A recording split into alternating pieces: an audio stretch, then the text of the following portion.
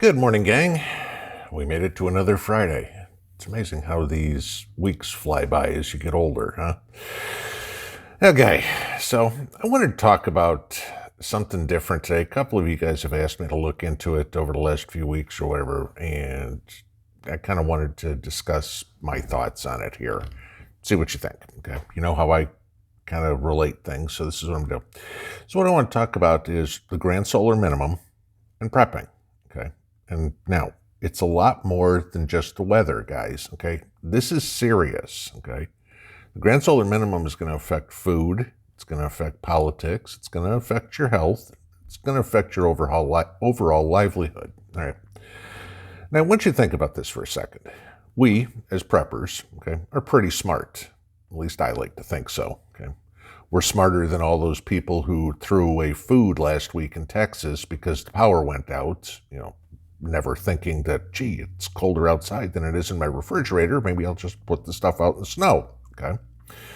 We're smarter than that person who couldn't, was complaining that they couldn't cook because they couldn't light their gas stove because the electricity was out and the little igniter wouldn't work, because the thought never crossed your mind whatsoever to use a lighter, okay? So what I'm saying is, we may be smart, but we're not the only ones, okay? I'd argue that politicians and all the neo-communists out there in the world are pretty smart too. Okay? They're also pretty sneaky. Sneaky like a magician. While you're watching this hand, I'm doing something with this hand, okay? You see, we're not the only ones stocking food, stocking ammo, stocking generators, energy sources, What do you think they're doing with all those bunkers? All right. Here's a group of people who consider themselves elite, and they've got basically unlimited resources and all this sort of stuff. In all these bunkers that you hear about, the nuclear fallout shelters or whatever you want to call them, they're stocking food, energy, water, whatever would be too. Okay. The difference is they're doing it on a much larger scale. Now, remember the ammo shortage of 22LR about 20 years ago? Okay. We were being told one thing, and what was really going on was another. Again, a little bit of this politician sleight of hand. What was really going on was Department of Homeland Security had massive orders for ammo, and the companies were filling those orders, and therefore they didn't have the time or the manpower or the material to make the 22LR because they were out making all the 9mm and the 5.56 for the feds, okay? Guess what? Same thing's happening now. At least that's my bet, okay? Now, the grand solar minimum's been known about for years. I mean, hell, it comes around once every 400 years or so. So yeah, years. Politicians in the WEF know about it too, okay? They have for years. They're stockpiling again. But this time, the sleight of hand is to tell you this is all climate change. Same result, different cause, okay? While you're looking over here, they're doing something over there. You're worried about your carbon footprint because you've been told for years. And meanwhile, they're stockpiling all this food and stuff, the shortages that you see. Don't believe me? Answer me a couple of questions. If all this climate change stuff is so important, why are John Kerry and Nancy Pelosi and Al Gore still flying around in private jets? Why isn't the White House and the Capitol on solar power? Okay, you see, climate change is a charade. This is what they've got going. They know what the outcome is, scientifically, okay? But what they're doing is they're giving you a different cause to the effect, and they want you to buy into all the BS so whatever they're doing can go by unnoticed. Again, tell you one thing, but don't watch what's happening over here, okay? What's really going on? Well, if you look hard enough, you can find this stuff out. Now, for example, okay, USDA, U.S. Department of Agriculture, expects a drought in the western half of the United States this year, including almost all of North Dakota and South Dakota, 2/3 of Nebraska, half of Kansas, a third of Texas, and all points west of that line, okay, all the way to the Pacific Ocean, with the exception of Washington State and coastal California. Okay, I mean, we all know it basically always rains in Washington State, okay, and the coast is the coast. Okay. It doesn't leave a whole lot of real estate to grow enough food on, okay? I mean, you figure if you're taking out Nebraska, Kansas, parts of Oklahoma, parts of Texas, I mean, that's a good swath of where a lot of our food comes from, okay? Remember the Dust Bowl from the Grapes of Wrath, during the Depression, the 1930 to 1936 period? The Okies all fled west because the drought hit and all the topsoil blew away, okay? They were all heading out west trying to get to California and rebuild life. Guess what? This time they have to go all the way to the coast, okay?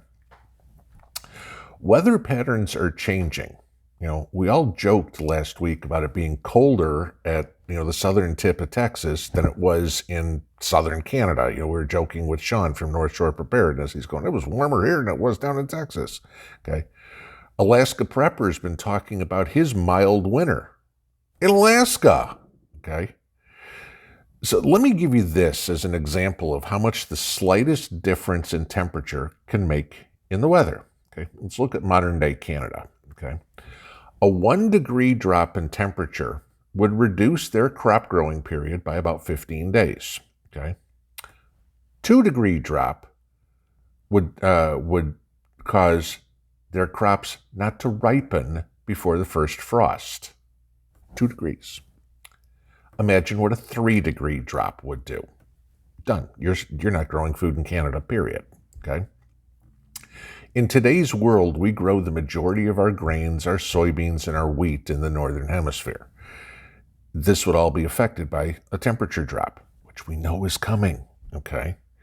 This means some of the world's major growing areas, U.S. included, okay, are going to be taken offline within the next 5 to 10 years. Right?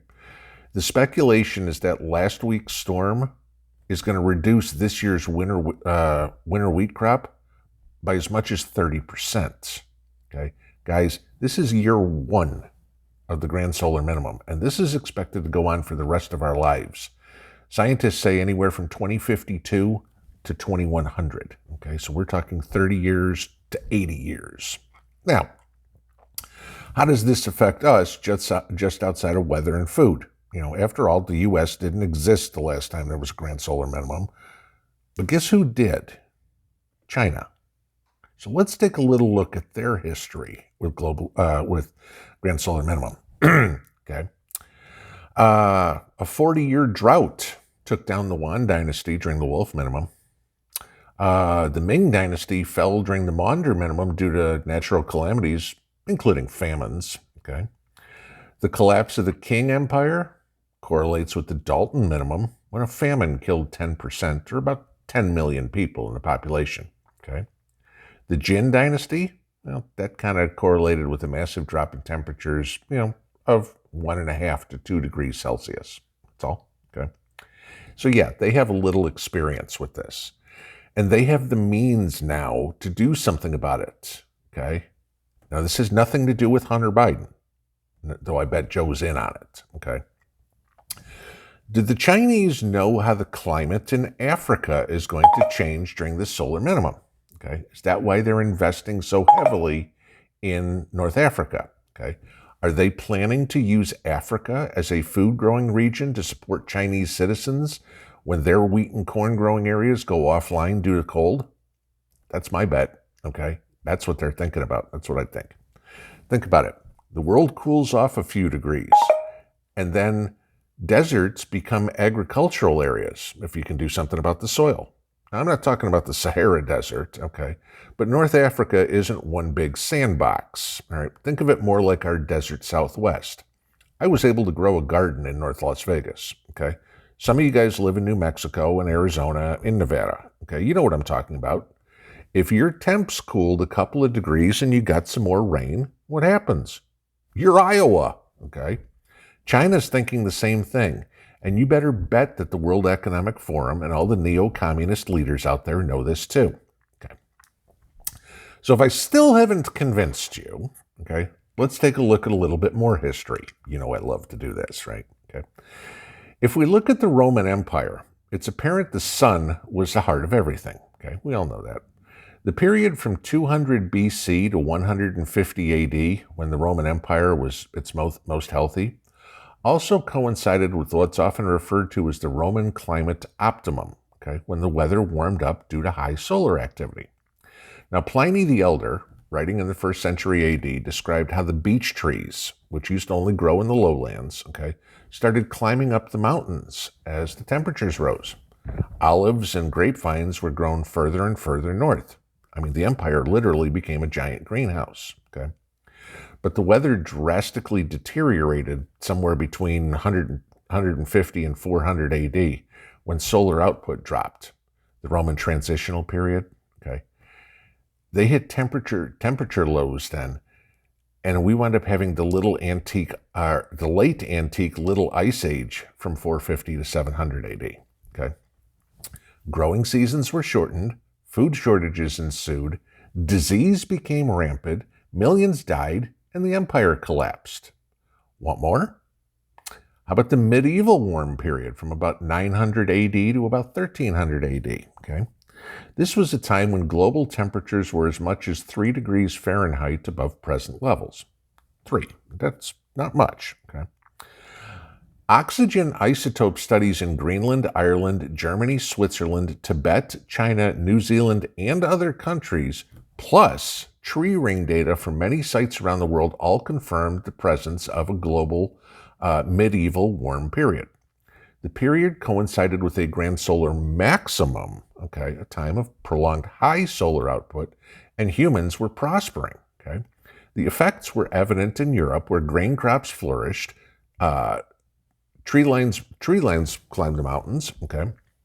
Many new cities arose, and population on the earth more than doubled, okay. The Vikings, Mad Chad, if you're watching this, here's a Viking story for you, okay.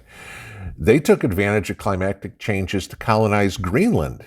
Wine grapes were grown as far north as England, okay. Now, growing grapes now isn't feasible anywhere north of present vineyards in France and Germany. So think about how far that north got, okay?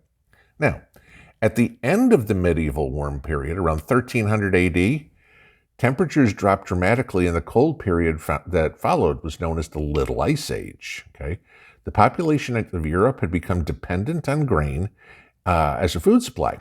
And as the colder climate, the early snows, the violent storms, and the recurring flooding all resulted in massive crop failure. The Sporer minimum occurred from 1410 to 1540, and like the Wolf minimum, the Sporer minimum coincided with the period of brutal cold. Then you had the Maunder minimum, where temperatures plummeted in Europe. The growing season became shorter by more than a month. Remember, I talked about Canada in 2 weeks, okay? The number of snowy days increased from a couple to 20 to 30. The ground froze to several feet deep. Glaciers in the Swiss Alps encroached on farms and buried villages. Tree lines in the Alps dropped. Seaports were blocked by sea ice that surrounded Iceland and Holland for 20 miles out. Grape harvests diminished. Cereal grain harvests failed. And you had mass famines. Okay? How about this for any of you guys in England? The Thames froze. The canals and rivers of the Netherlands froze. The population of Iceland decreased by half, okay? And then in North America, early European settlers experienced exceptionally severe winters. North America. Say it ain't so, Joe, okay? Guys, this is what's ahead of us. Don't fool yourself for a second thinking that this is some silly conspiracy theory.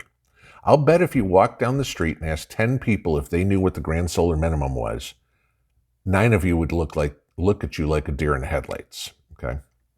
Though I bet if you walk through the halls of Congress and ask 10 people there, now I know I'm expecting an honest answer, but all 10 would know about it. Why? Because they consider themselves elite and they know they will be prepared for what is just starting. They'll have food, they'll have heat, they'll have water. while the overwhelming majority of the world will be out dying off, due to the cold, due to starvation and famines, and due to disease. Their goal is to come out of their bunkers, or at least their kids and grandkids will, in 30 to 80 years and recolonize the world. Okay? Don't kid yourself at all to think that this isn't going on. It's all sleight of hand. It's all a little magic trick being pulled on the world, and hundreds of millions of people are falling for it hook, line, and sinker. I want to be one of the ones that that they see when they come out of their bunkers. And I want to hear them say, "The hell are you doing here?" Now, I probably won't be around, unless maybe if I can make it to 2052 when it ends, I might still be. Okay, 2100, I ain't going to be here. Okay, so I probably won't be around that long. But eventually somebody's going to find my house and my remains and see that a life was lived while they hid in a hole in the ground. I'm going to live while they are going to survive. And my definition of the two there. Guys, this is what the Grand Solar Minimum is going to do. And we can only prep for it because this is one thing we can't control, and nor can they, okay? We just have to be smarter than they give us credit for. Pinball out.